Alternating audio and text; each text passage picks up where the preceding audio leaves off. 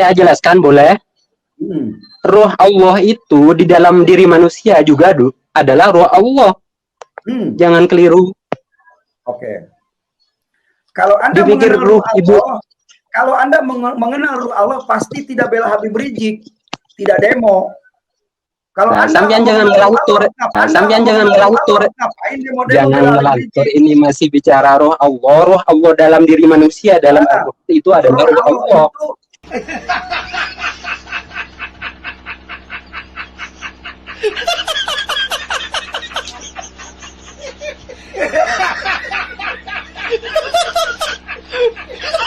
Nah, ini soal eksistensi roh Allah.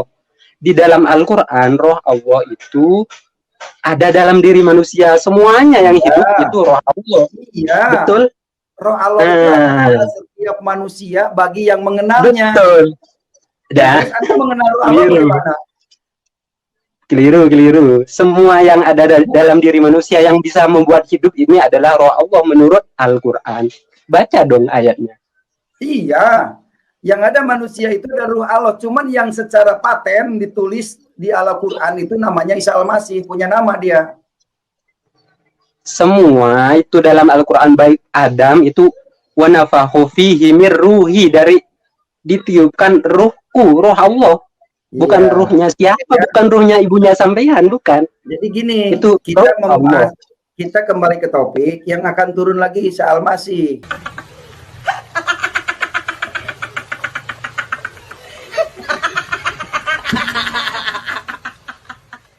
Di akhirat. Iya, Anda punya dalil nggak?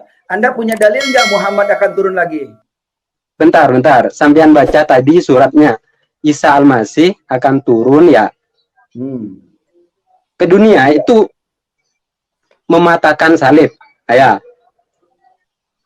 Benar? Hadisnya benar. Iya. Terus? Nah, itu adalah perlambang bahwa kekristenan itu akan dipatahkan nanti.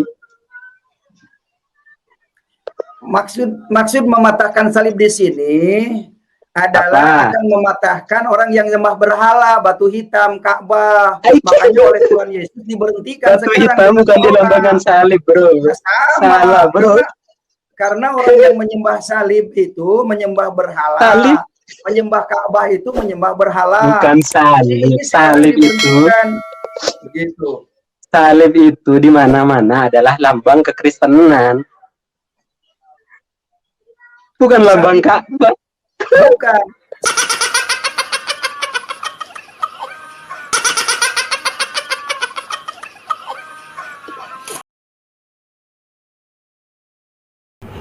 Bapak ini memfitnah kaum muslimin menyembah Ka'bah. Seringkali para misionaris, pendeta, dan murtadin, mereka selalu memfitnah kaum muslimin bahwa kaum muslimin itu menyembah Ka'bah. Kalau misalkan sebuah ini dulunya pernah Islam, belajar Islam, tentu dia akan malu dengan pernyataan ini. Karena apa? Karena dalam Islam itu Allah Subhanahu wa Ta'ala memerintahkan untuk melaksanakan ibadah sholat. Pertanyaannya, tatkala kita melaksanakan sholat, apakah dalam sholat itu ada kalimat untuk mengagungkan Ka'bah? Itu yang pertama. Tatkala misalkan kita melaksanakan sholat, ada ucapan atau doa yang mana doa itu untuk mengagungkan Ka'bah? Tidak ada. Dari takbir sampai salam, di sana tidak ada untuk mengagungkan Ka'bah, yang ada untuk mengagungkan Rabbul Alamin, Tuhan semesta alam, Allah Subhanahu wa Ta'ala. Contoh seperti kita melaksanakan ibadah solat dan tatkala kita melaksanakan sujud, maka dalam sujud itu kita baca Subhana Rabbiyal A'la wa bihamdi. Maha suci Allah dan maha tinggi Allah Subhanahu wa Ta'ala. Di sana apakah ada Ka'bah disebut?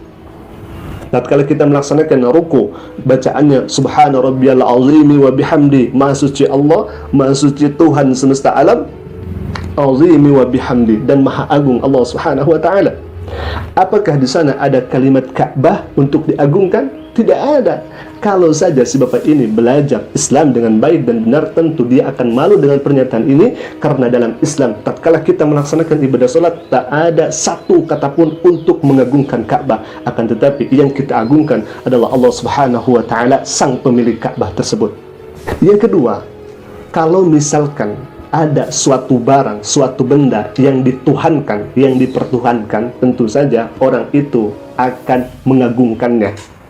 Pertanyaannya, tahukah Anda bahwasanya Sayyidina Bilal, sahabat Nabi Shallallahu Alaihi Wasallam, pernah mengumandangkan adzan di atas Ka'bah? Kalau misalkan Ka'bah ini sebagai Tuhan, bagaimana Sayyidina Bilal menginjak Ka'bah, bahkan Ka'bah menjadi alas kakinya tatkala Bilal bin Rabah melaksanakan adzan untuk mengumandangkan adzan?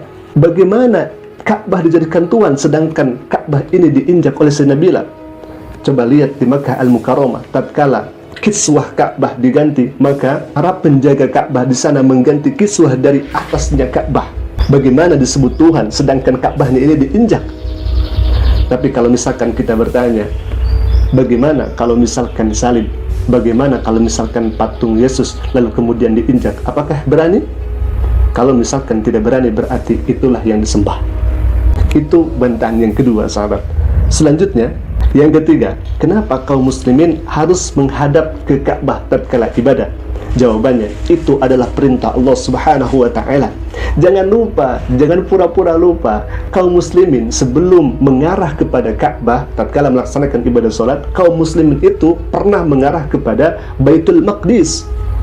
Jadi di sana kaum muslimin melaksanakan ibadah salat sebelum turunnya wahyu dari Allah Subhanahu wa taala mengarah kepada Baitul Maqdis. Lalu kemudian Allah Subhanahu wa taala perintahkan kepada Nabi sallallahu alaihi wasallam untuk mengarah kepada Ka'bah. Artinya kita patuh kepada perintah Allah Subhanahu wa taala. Yang tadinya dari Baitul Maqdis sekarang menghadap ke Ka'bah. Ini merupakan perintah Allah Subhanahu wa taala. Otomatis tatkala kita melaksanakan apa yang diperintahkan Allah Subhanahu wa taala, berarti kita berbakti kepada Allah Subhanahu wa taala, dan berbakti itu, pengabdian itu merupakan ibadah kita kepada Allah Subhanahu wa taala. Selanjutnya yang keempat, tatkala kaum muslimin melaksanakan ibadah salat dengan membaca kalimat takbir, Allahu Akbar, Allah Maha Besar. Bagaimana Tuhan yang Maha Besar, Allah yang Maha Besar itu disamakan dengan Ka'bah? Yang pertama, Ka'bah itu lebih kecil daripada Masjidil Haram.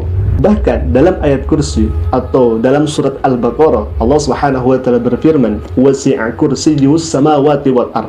Kursinya Allah, keagungannya Allah Subhanahu wa taala itu meliputi langit dan bumi. Ini kursinya saja sampai meliputi langit dan bumi. Bagaimana dengan Ka'bah?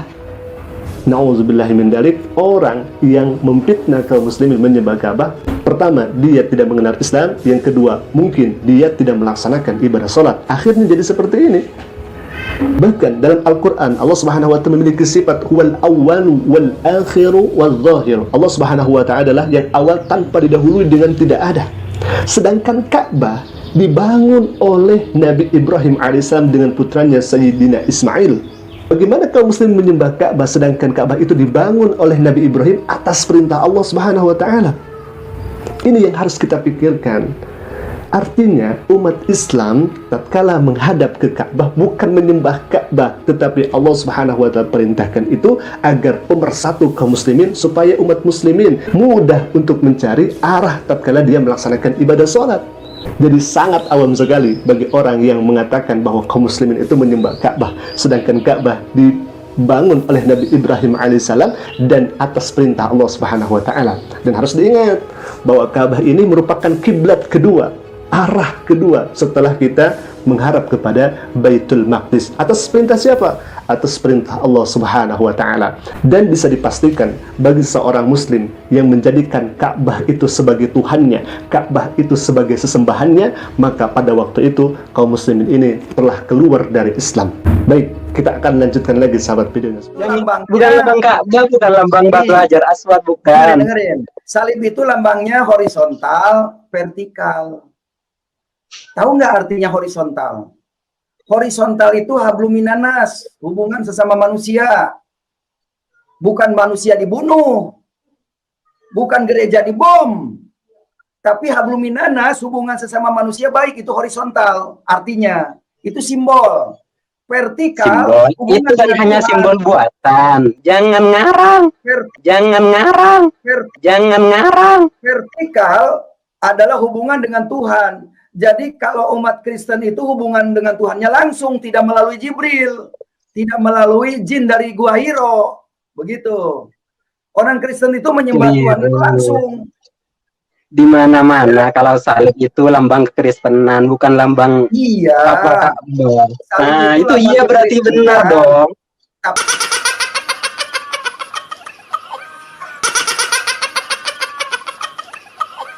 tapi harus mengerti. Berarti Nabi Isa Umat Islam akan itu menghancurkan menyembah langsung kepada kekristenan. Allah, tidak melalui Ka'bah, tidak melalui batu hitam. Itu penyembahan kepada Allah yang langsung. Begitu. Benar kan? Karena kamu itu menyembah Allah ikut-ikutan orang Arab. Berhalanya orang Arab kamu banggakan.